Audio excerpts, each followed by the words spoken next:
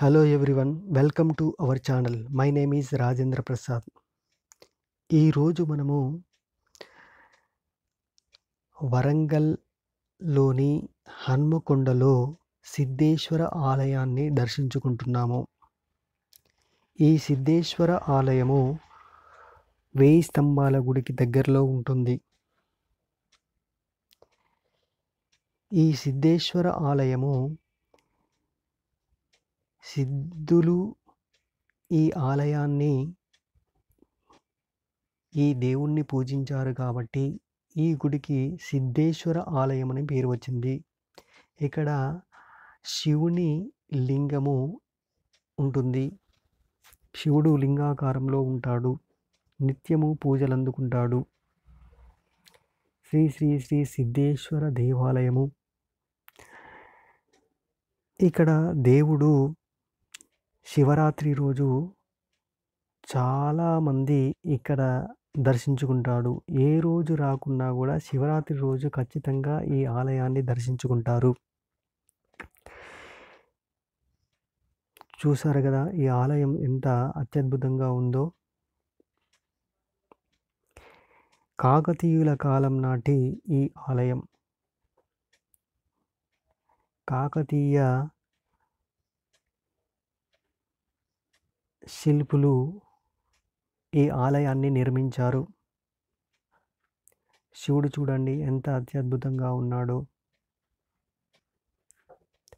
ఈ ఆలయాన్ని దర్శించుకొని వెళ్తే కోరిన కోరికలు నెరవేరుతాయని ప్రతీతి.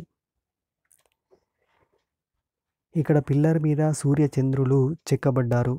ఇది దక్షిణ కాశీగా పేరుగాంచింది. ఇక్కడ నాగేంద్రుడు స్వామివారిని దర్శించుకుంటాడు. నాగేంద్రుడు స్వామివారి చుట్టుకుంటాడు. ఇక్కడ గజస్తంభం రాతితో నిర్మించబడింది. భాద్రపద మాసం 3 రోజులు సూర్యగ్రహణాలు ఈ శివలింగాన్ని తాకుతాయి. ఇక్కడ ప్రత్యేకత. ఈ ఆలయం చాలా అత్యద్భుతంగా నిర్మించబడింది. ఇతను పూజారి. ఇక్కడ నంది విగ్రహము, శివలింగము చూడవచ్చు. మర్రి చెట్టు నీడలో చాలా ప్రశాంతమైన వాతావరణంలో నిర్మించబడింది. చుట్టూ గుట్టలు. దేవుని ఆశీస్సులు చాలా అత్యద్భుతం. ఈ ప్రశాంతమైన వాతావరణంలో కాసేపు గడిపినట్లయితే చాలా బాగా ఉంటుంది. అదేవిధంగా దీనికి దగ్గరలోనే పద్మాక్షి దేవాలయం ఉంది. కాకతీయుల ఆరాధ్య దైవం పద్మాక్షి దేవి.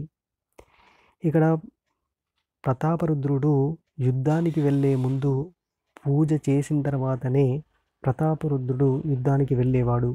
ఇది క్రీస్తు శకం 314 సంవత్సరంలో నిర్మించబడింది.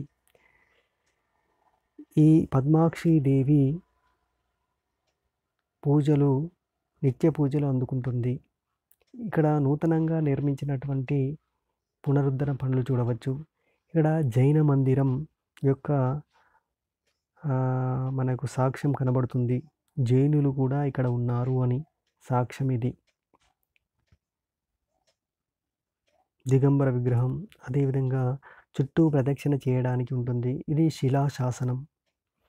ఇక్కడ శిలాశాసనం అనేది ఉంది. జైనులకు సాక్ష్యంగా శిలాశాసనం నిర్మించబడింది.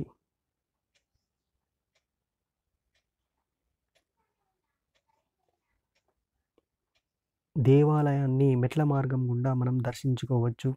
ఒకప్పుడు ఇది గుండము, పద్మాక్షి గుండం అంటారు. ఆవల మనకి భద్రకాళి చెరువు కనబడుతుంది. ఇక్కడ నుండి చూస్తే నగరం మొత్తం కనబడుతుంది. హన్మకొండ నగరం మొత్తం కనబడుతుంది. నూతనంగా నిర్మించినటువంటి భవనం ఇది.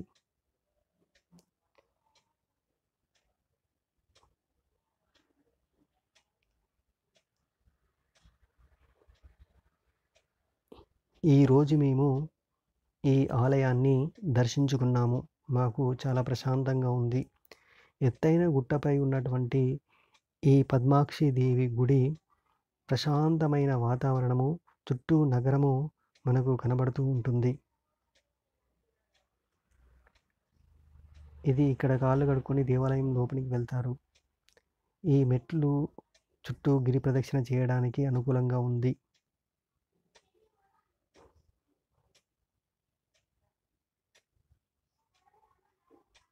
ఇవి మెట్ల మార్గం నూతనంగా నిర్మించారు. చాలా అత్యద్భుతంగా ఉంది.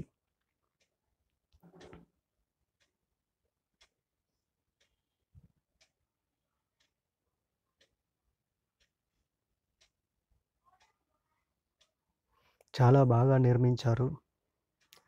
రోడ్డు మార్గం కూడా గుట్టపైకి వచ్చేలాగా రోడ్డు మార్గం కూడా నిర్మించారు.